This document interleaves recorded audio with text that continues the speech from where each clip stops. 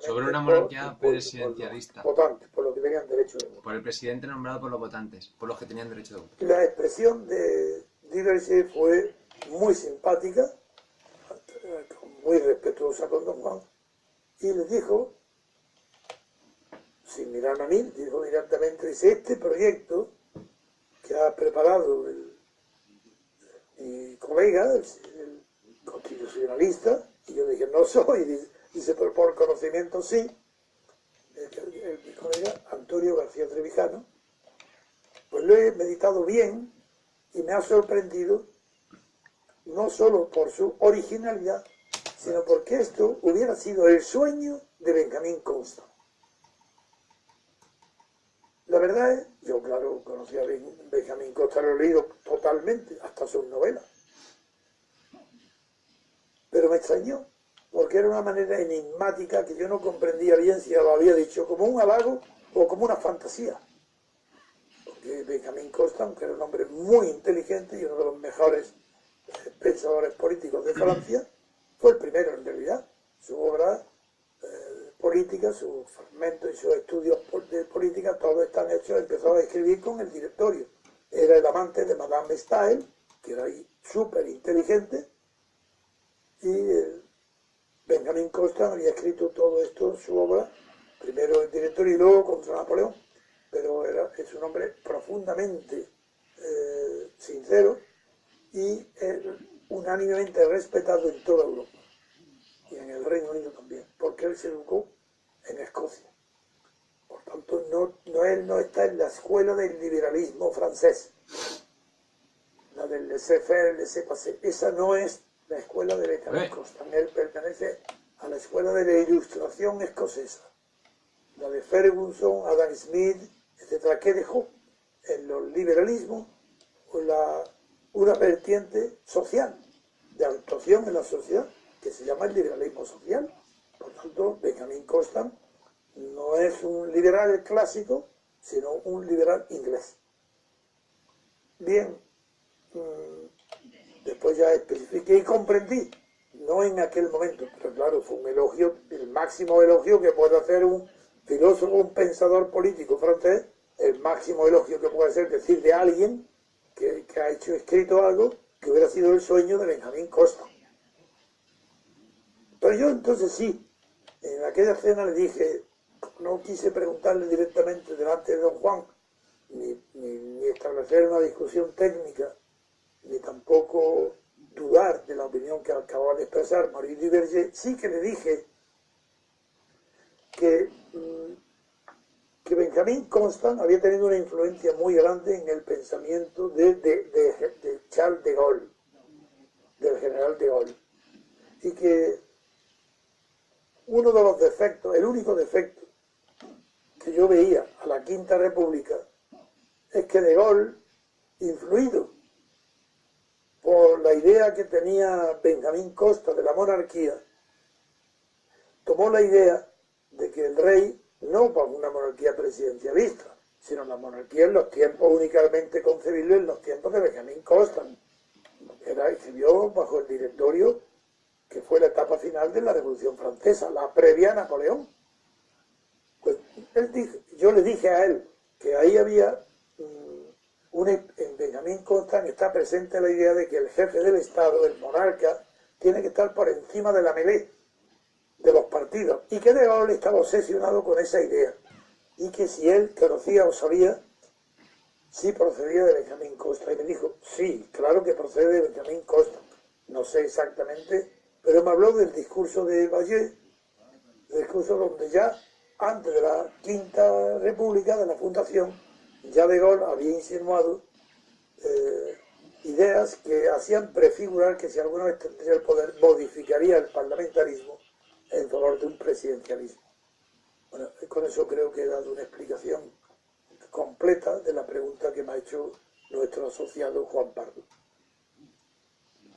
¿Hay alguna pregunta en Periscope, Elena? Sí, pregunta Agustín López. ¿Qué le parece la refundación de Convergencia? Sí, Agustín, la esperaba.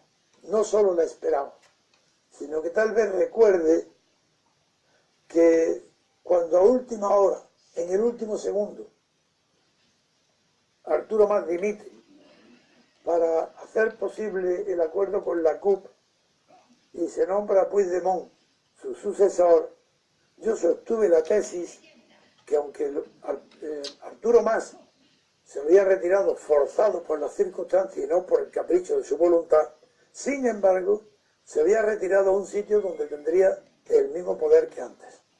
Los hechos han confirmado aquella interpretación mía, que parecía que Arturo Mas había perdido la batalla y que se nombraba Convergencia a otro, que sería Puigdemont, y yo dije que no, que Puigdemont era un pelele de Arturo Mas. Esto se está confirmando. Y ahora lo que se llama crear otro partido ha sido la habilidad que ha tenido Arturo Mas, dirigido por Jordi Pujol. Cuidado, que quien está detrás de esto de verdad es Jordi Pujol, el padre, sí, el corrupto. Es el jefe moral y político de Arturo Mas. Esos son los dos que han inspirado esta conversión para tratar de eludir las consecuencias de la corrupción que recaigan sobre el antiguo partido de Convergencia y Unión. Nada más.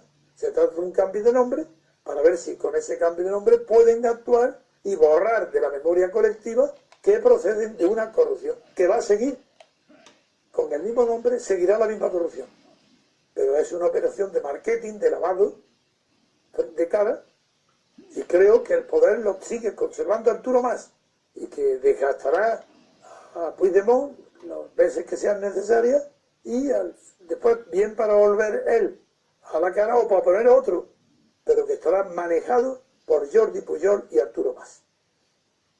Bien, hay otra pregunta de Imacorica que dice: ¿cree que puede haber complejo etarra hoy día en Euskadi? Complejo de etarra.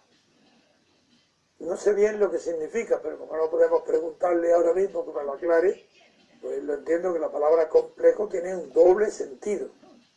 Complejo de etarra quiere decir miedo de que vuelva a volver bajo otras formas, un terrorismo que si no es de pistola, sea de intolerancia por la independencia, que represente por ejemplo Otegi y los que hoy lo acompañan.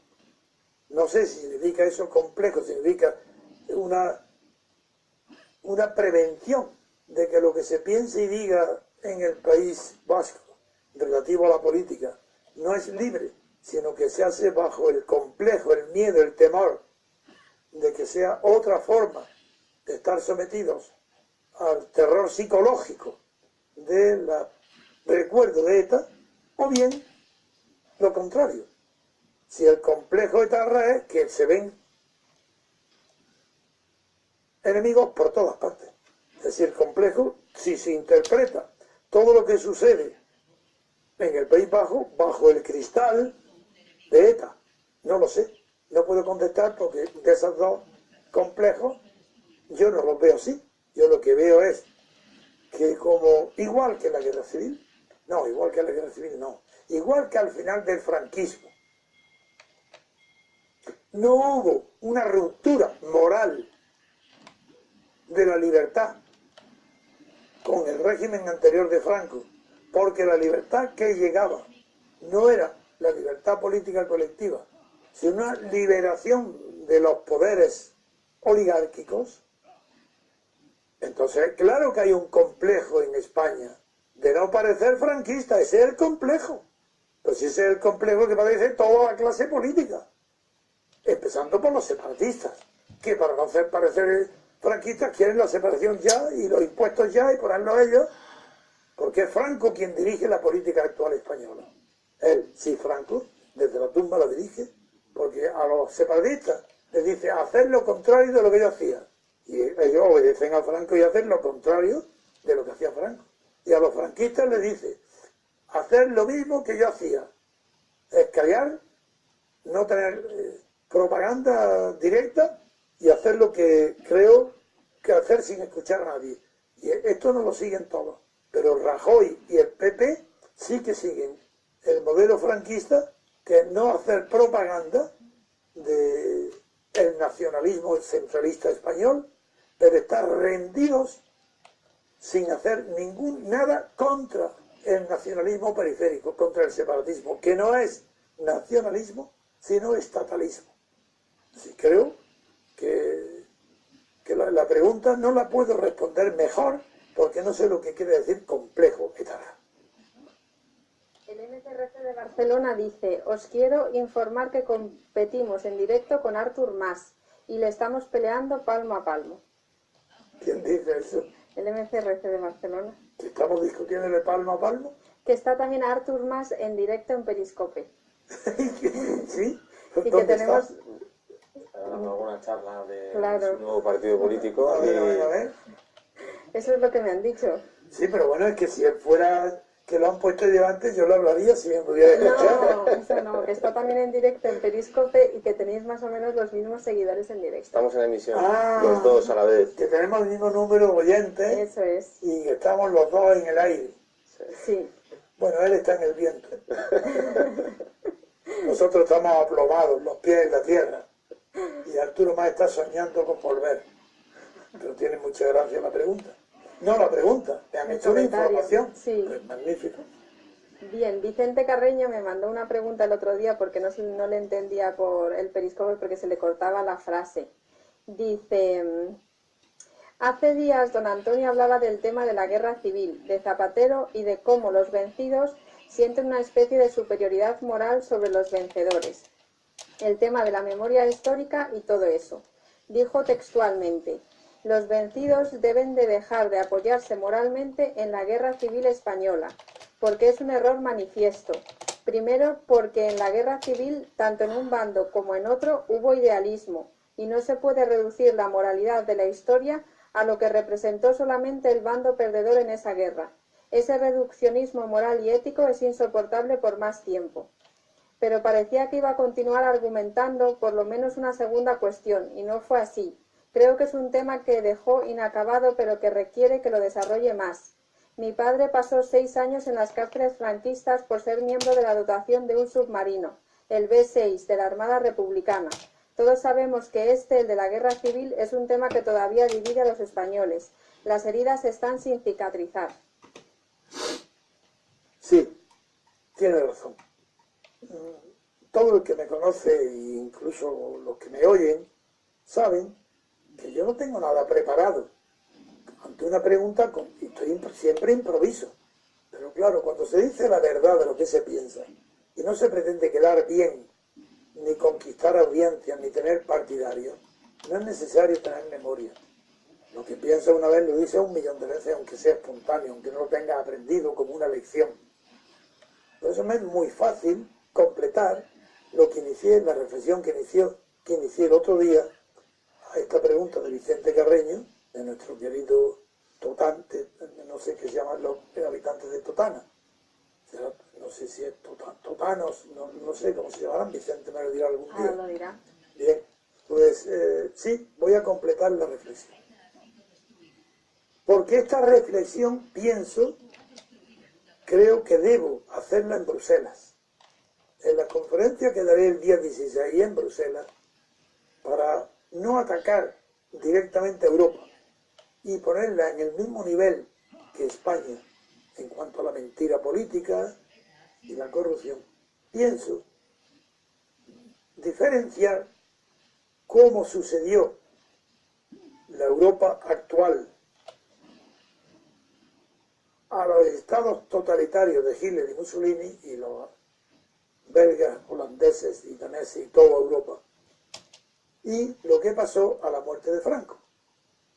Bien, en primer lugar, no es igual, aunque los sistemas políticos españoles están copiados del italiano y del alemán, es una copia, sin embargo, es intolerable, más intolerable, desde el punto de vista histórico e institucional, la corrupción de la política y de la Constitución española que la de la europea.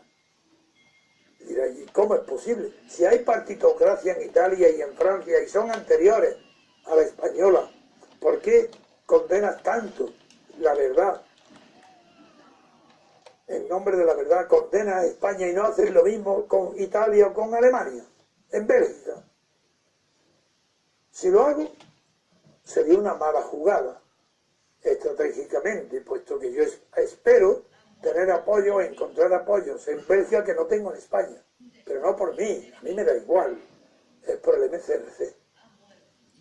Y es que no hay alguna diferencia a favor de Italia, Alemania, etcétera, de Europa, y en contra de la monarquía española que ha subido Franco. Claro que los hay, y enormes, que es donde yo voy a apoyarme, en Bélgica, para que en Europa misma comprendan que es en España donde se produce una monstruosidad moral muy superior a la que supondría la partitocracia existente en Alemania y en Italia. Esto parece un misterio y no lo es. Veréis qué sencillo es de comprender. Alemania, Francia, porque en aquella época De Gaulle no cambió el sistema, fue jefe del gobierno, pero heredó las instituciones de la Cuarta República, de la tercera que fue la cuarta, claro, que era la República Parlamentaria. Bien, en el momento que termina la guerra, los generales americanos han conseguido, ganando la guerra de una manera aplastante, total, sin ninguna negociación previa, sino con exterminio del enemigo, con la muerte de Mussolini y de Hitler, como un último acto bélico. Eso produce necesariamente un antes y un después. ¿Y qué hay entre ese antes, que es el régimen fascista de Mussolini o de Hitler, comunes, aunque haya diferencias, no importa, comunes con el régimen de Franco? ¿Qué hay allí? ¿Qué pasó allí que no pasó en España? Pues que allí hubo una ruptura brutal, una ruptura bélica. La guerra destroza el pasado inmediato de Italia y de Alemania. Hay una ruptura, por tanto, moral. No continúa lo mismo. Hay un antes y después a partir de un minuto, una hora, un día. Después de la victoria, Francia no es la misma, Italia no es la misma, ni Alemania. Ha habido una ruptura moral. Es cierto que Nuremberg es un juicio simbólico donde condenan a 12, 20, una minoría de los altos representantes del nazismo, cuando el 90% del pueblo alemán había apoyado a Hitler. Parece que eso es arbitrario e injusto. Pues no lo es. Porque del mismo modo que el psiquiatra Jung se equivocó, creyendo que se pueden analizar, someter a psicoanálisis los pueblos, a lo que Freud comentó, sí, pero a un pueblo no se le tumba en un sofá. Pues del mismo modo, no se puede condenar a todo un pueblo. ¿Qué queréis? ¿Un juicio para condenar al 90% de los alemanes? Cuando estaba ardiendo todavía y destruida media Europa por el bombardeo de los aliados. Eso no se puede, es imposible. Porque no se podía castigar al pueblo. Entonces, ¿qué se hace? Pues una ruptura moral y ejemplar, pero ruptura definitiva, tremenda, antes y después de Hitler. No tiene continuidad posible. Y si es verdad que Nuremberg no hace justicia global, sí que la hace legal. Ha roto con la legalidad absoluta anterior. Bien, ¿qué ha pasado en España? Lo contrario, es la legalidad franquista de Franco la que conduce derechamente a la Constitución actual. No hay juicio de nadie, ni de un solo persona. Es más, los prohombres de Franco son los prohombres de la monarquía de Juan Carlos. Suárez, ministro de la Falange con Franco, primer ministro con Juan Carlos. Fraga, ministro de la represión franquista, ministro del Interior con Carlos Arias, fundador de Alianza Popular, es decir, la matriz del PP, del Partido Popular. Pero es que todo, absolutamente todo, militares, iglesias, todo es continuismo. Es el franquismo el que funda la Constitución. ¿Os parece poca diferencia con Europa? Esa va a ser mi postura en Bruselas. Es decir, en Europa se comprende lo que pasó, en España no. Y si tiene culpa Europa de algo es de haber apoyado la transición española. Y claro, como sabía que venía España acomplejada, porque no eran, venían a homologarse, ¡qué barbaridad! ¡Qué barbaridad! Los españoles, los dirigentes españoles del Partido Socialista, los Felipe González, los Mújica, iban a Europa para que lo homologase con Europa. Y Europa bien caro que pagó. ¿Os queréis homologarme con vosotros? De acuerdo. Pero venga, entregarme la pesca, la agricultura.